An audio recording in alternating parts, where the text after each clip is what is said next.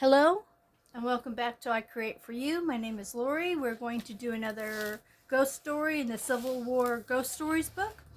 It's called The Ghosts of Vicksburg.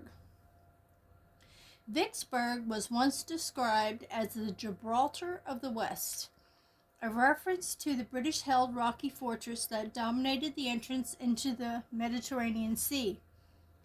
In October 1862, General Grant became the commander of the Department of the Mississippi, the overall Union commander during the coming campaign. In December, he ordered his subordinate, General Sherman, to attempt an attack on the city from the north, but this was rebuffed at Chickasaw Bluffs.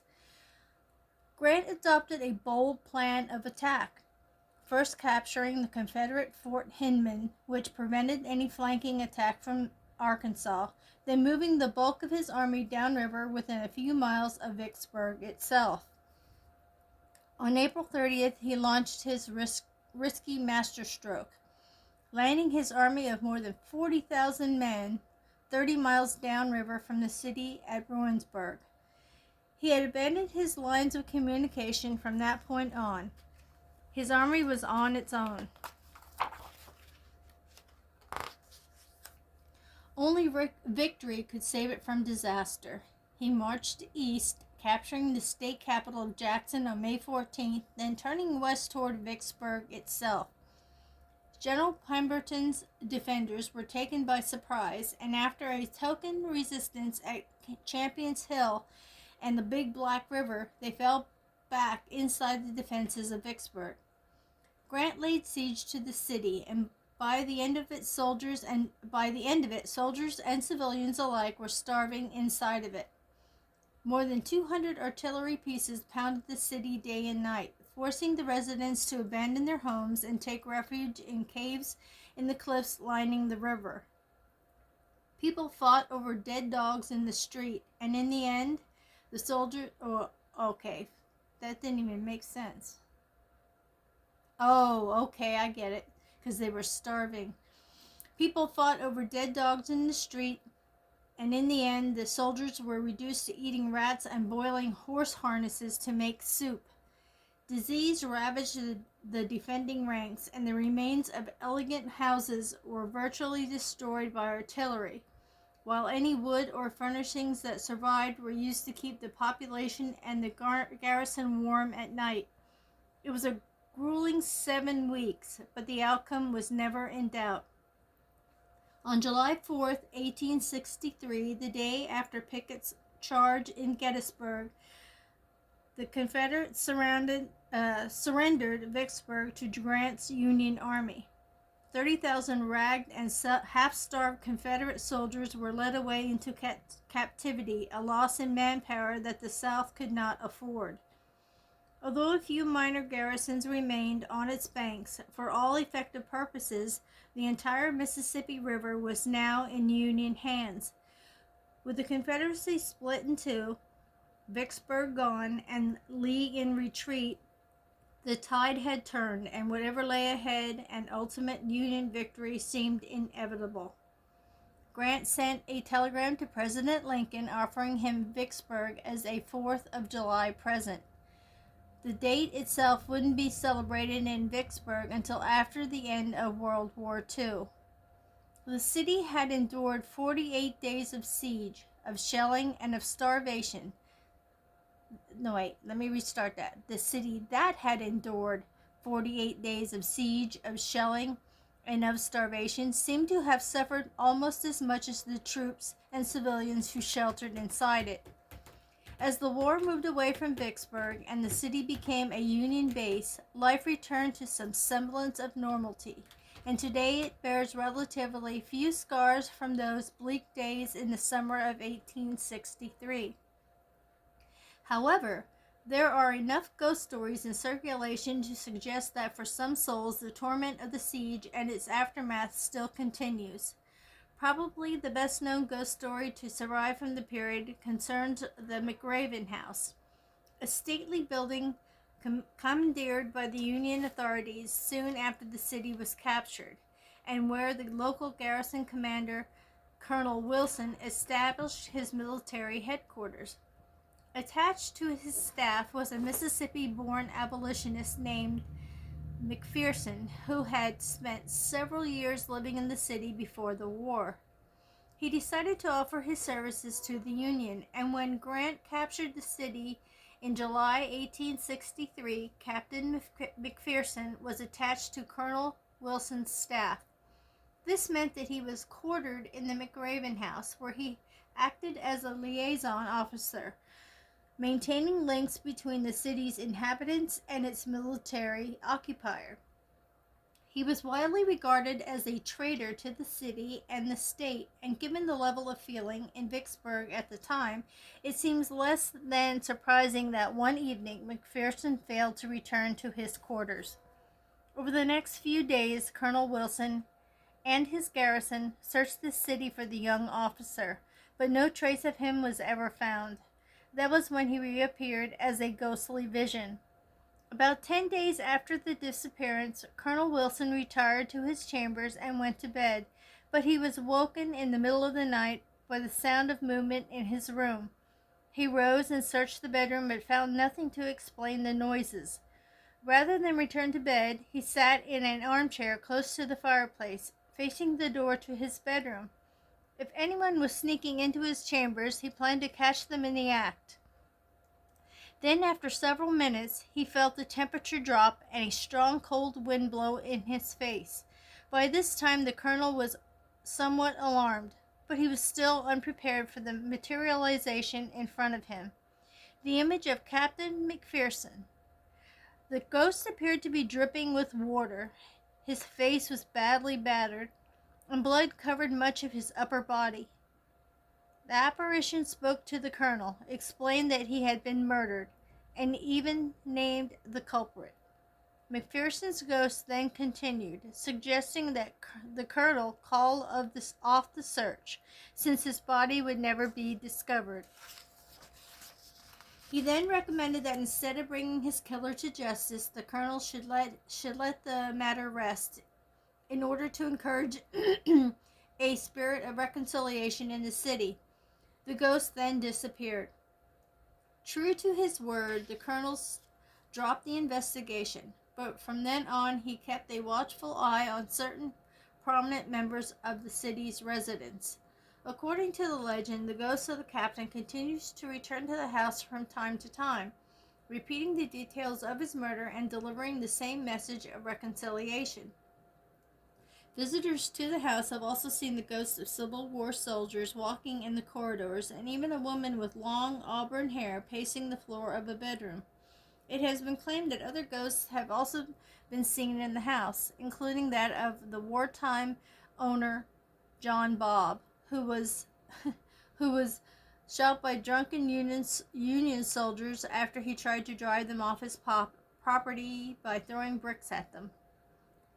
While these tales are not that unusual, the sheer number of ghost sightings have led the McRaven House to be dubbed the most haunted house in Mississippi. The grisly nature of Captain McPherson's death and the appeasing approach of his supposed ghost both seem somewhat unusual, and thus stand out among other wartime ghost stories. On Vicksburg's East 1st Street, the Anchuga mansion, built by Richard Archer in 1837, is said to be haunted by his willful daughter, who so closely resembled her father she was nicknamed Archie. The young lady supposedly died of a broken heart when her father refused to let her marry her impoverished sweetheart, and today her ghost is still said to haunt the house. The figure wearing a brown dress and standing beside a fireplace in the parlor. At the time of the Civil War, the house was owned by Joseph Davis, the brother of the Confederate president.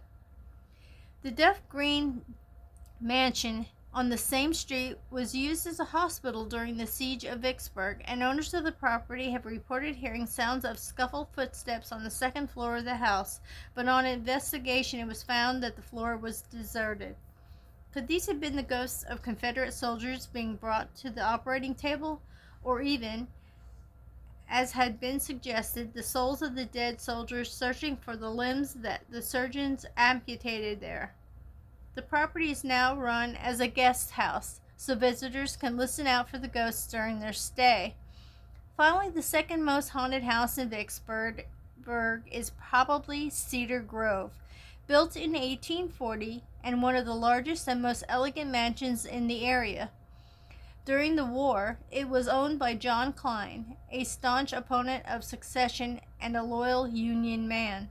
He was supported in his unpopular political stance by his Ohio-born wife, who was said to be a relative of Grant's gifted General Sherman. Klein's pro-Union stance led to him being ostracized by Vicksburg society and may have been a factor in the shooting of his teenage son William during the period of Union occupation following the city's fall. It is said that John Klein's ghost still appears in the parlor, his appearance always linked with the smell of a smoking pipe. Sounds of footsteps and even screams have been heard on the stairs, where the ghost of Mrs. Klein had been seen from time to time. Throughout the house, the sound of children playing can sometimes be heard. The Kleins had 10 children, one of whom was shot and 3 who died while still very young. To complete the picture, the mansion's ballroom is also said to be haunted by a young antebellum ghost, the spirit of a lady who is supposed to have committed self-harm in that room. There is a substantial collection of supernatural association with the Confederacy's fortress city on the Mississippi, and the sheer number of accounts of haunting and strange occurrences in the city is enough to make Vicksburg one of the most haunted cities in the South. And that's the end of that one. So it seems that there seems to be a lot of haunted houses. So what I'm going to try to do is, now this is the Cedar Grove house. I'm going to try to transform it into a haunted house, looking like a real haunted house. So that's what my sketch is going to be today. So I'm going to try to take that picture, this picture here, and make it haunted, since that's what they're talking about. I'm not really good at drawing buildings, but I will do my best to make it look creepy. So we have this end here of the house. This is a big house. My goodness.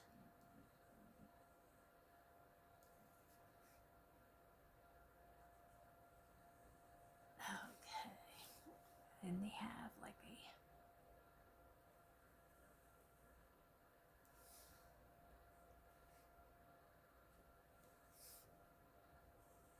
like I said, I'm not really good at drawing houses, but I will do my best.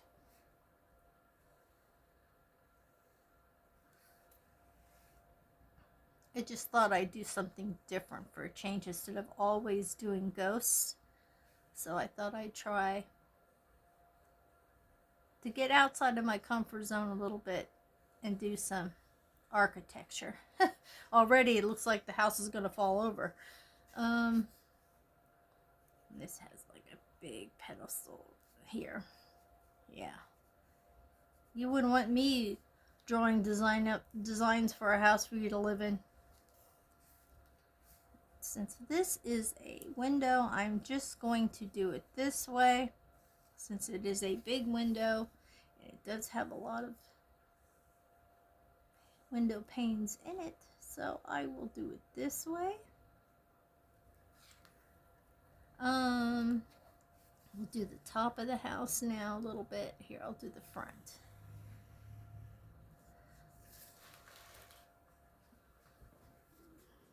Bring you guys down. There we go. Totally forgot about that, sorry. And we'll just do a little bit here. Bring it down for another pillar. Remember, we're going to try to make this look creepy, so don't mind the mess ups that I do in between. And there seems to be 4 pillars. I'm going to put this up here for the part of the roof. Top of the pillars here. There's 4 pillars, so we'll do number 3 here. And they're not going to be exactly like in the picture, of course, because I suck at architecture, like I keep saying.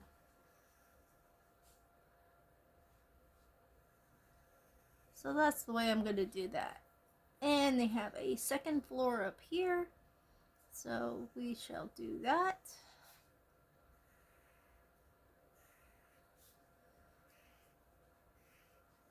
And looks like they have lots of buildings on this side too, so we shall just do a little spoof off of here. Good Lord. Didn't really say how many rooms this place had, but man, this is a huge place. And I believe back in the day it was probably lived up to the hype of being a mansion. I would assume. All right. This is a very odd architecture. A window up here. Make sure that you guys can still see everything here. Yeah.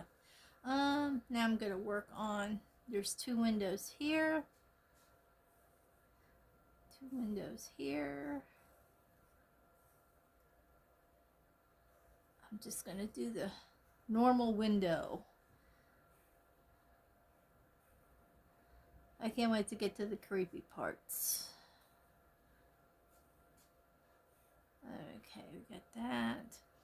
And it looks like down here also, these are bigger windows, longer, skinnier. These must have been a bugger to clean back in the day when you didn't have. Looks like these shutters are closed on this part, so we'll just leave those closed. And then we'll do these over here.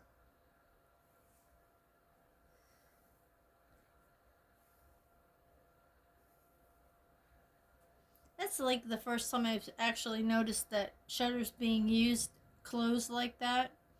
So that's pretty different. Actually being used for probably what they were supposed to be meant for. Okay, we'll do that.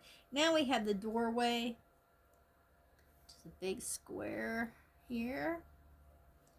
And there's windows at the top. Like I said, it's not going to be exactly like the picture, but it's going to be close enough that you get the gist of it.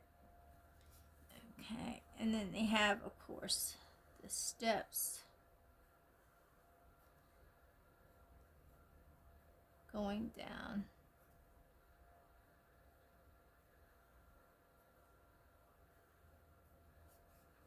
Yeah, great way of showing the steps, right? I stink at this stuff, believe me. But hey, what are you gonna do? Nobody's perfect, especially not me. And I will never claim to be. So here we go with this 2nd floor. And let's see, and it looks like there's a door up there too to match the one below. Okay, and then this is the roof of the house.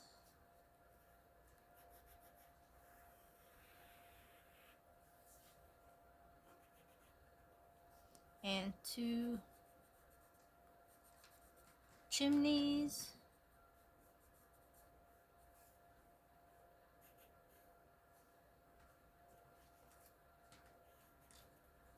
And now I'm going to close the book and try to make this a little spookier. And I got 2 windows down here that showed. And once I get this done, we can do the spookiness. Alright. So my spookiness. Let me think about this. supposed to be a haunted house, right?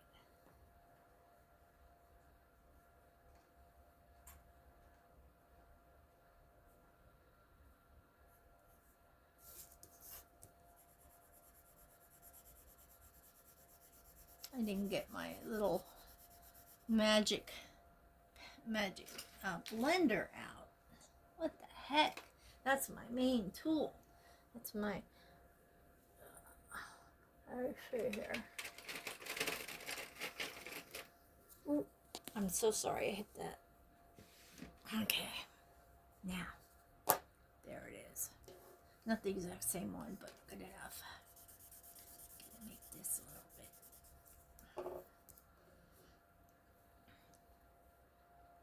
And we gotta...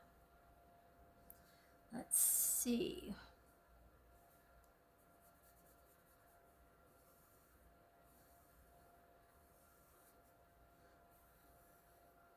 Make some columns in here. They're not too straight, but still. I'm just going to make some columns in here. Sorry this is getting so horrible, but we'll just make those all dingy also.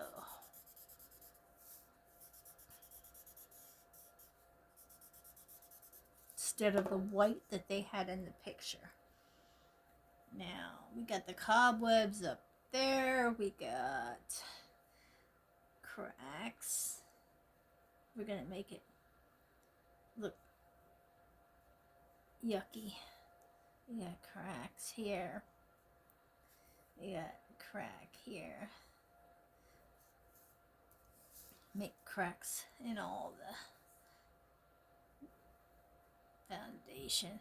Got to make it look spookier than what it is because it's got too much prettiness going on for a haunted house.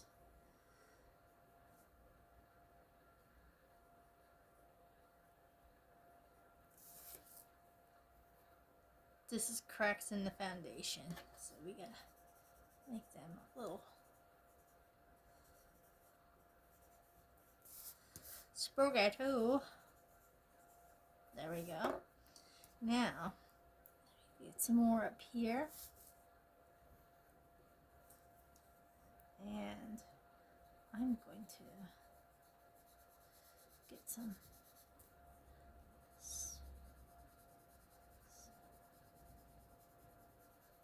smoke.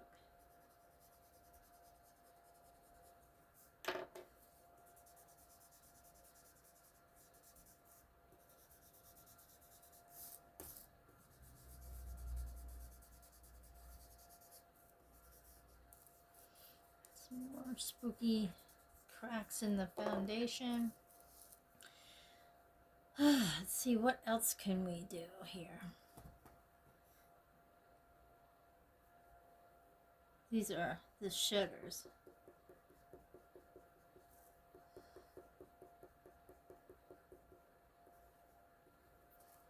See if we can make them look a little ragged. Gotta have some black curtains in the windows.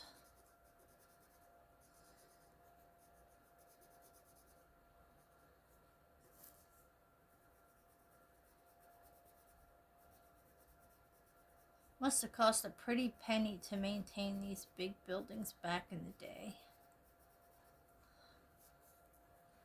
If you know what I mean, it looks like it's gotta get some broken windows here.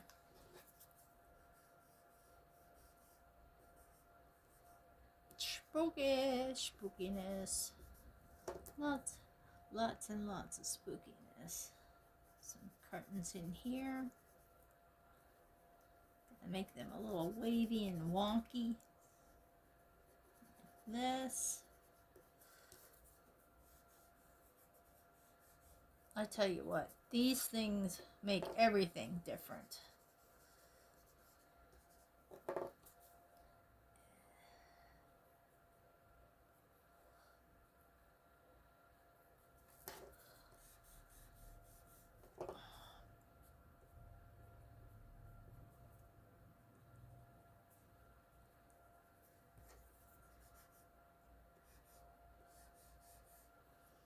Alrighty, now look at these things down here.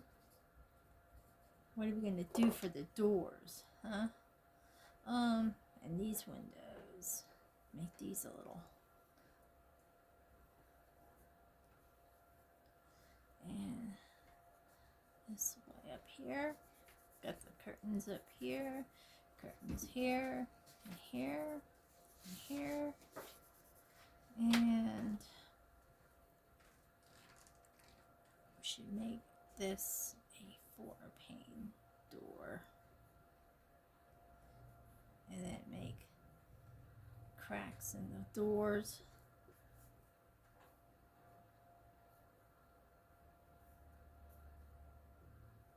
Almost like a crackling. Gonna make everything spooky and overrun and just nasty. Gotta get a little bit spooky. Spooky. The spooky house.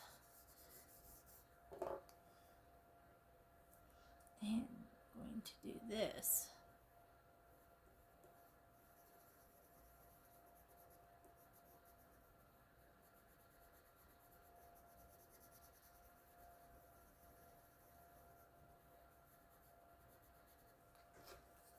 Get a ghost up there. See if we can get some kind of entity here up here.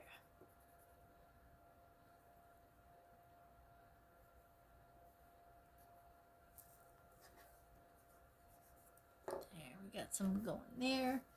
We gotta have some in the window here. Where's the window? I can have a spookiness in somebody in the window. Somebody looking out the window there. And another person over here.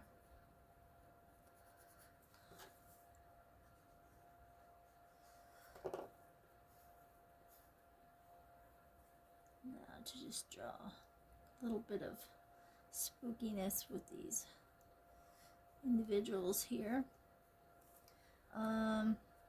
We need somebody to look out this window here.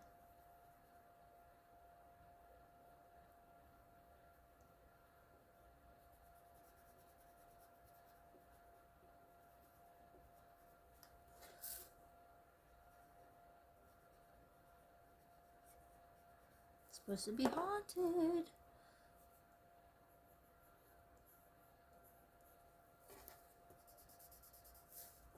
I guess that's as good as a haunted house as I'm going to get. I mean, I'm just not a good architecture person. But you got to make it look a little bit run down. They had a fence out here that's going to look shabby. Not too good. Gonna make those fence posts ragged here.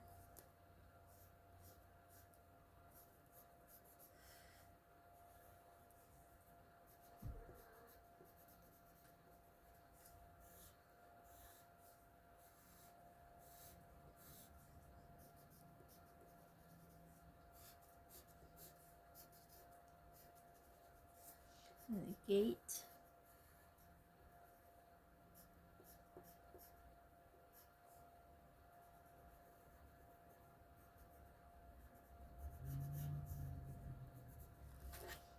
Gate to get into the fence. Everything is messed up. There we go. Hey, what's it without a bat or two, right?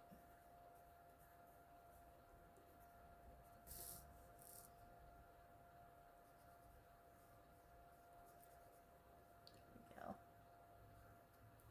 Almost forgot how to make bats. And there's our haunted, nasty haunted house. Sorry, it was not the best, but you get the gist of it. My early morning scribbles. Thank you so much for stopping by. Please give me a thumbs up if you like the content. Subscribe if you haven't. Join our little ghostly community. And amongst other different things that we do here. And comment if you'd like. And I will have, I think, I don't know, it might be 2 more stories in this book, and then we'll move on to a different one. And don't forget, at the end of the year, I plan to do some kind of giveaway of the books that I am reading from. So in order to do that, you're going to have to be subscribed, and the video that I present for that at the end of the year will be, you have to comment, like, and subscribe on that one. And so shall see you guys in the next video, hopefully. And stay warm, stay cool, whichever climate you're in right now. Stay healthy, stay happy, stay a little bit creepy like I like it, or most importantly, stay happy. Bye bye for now.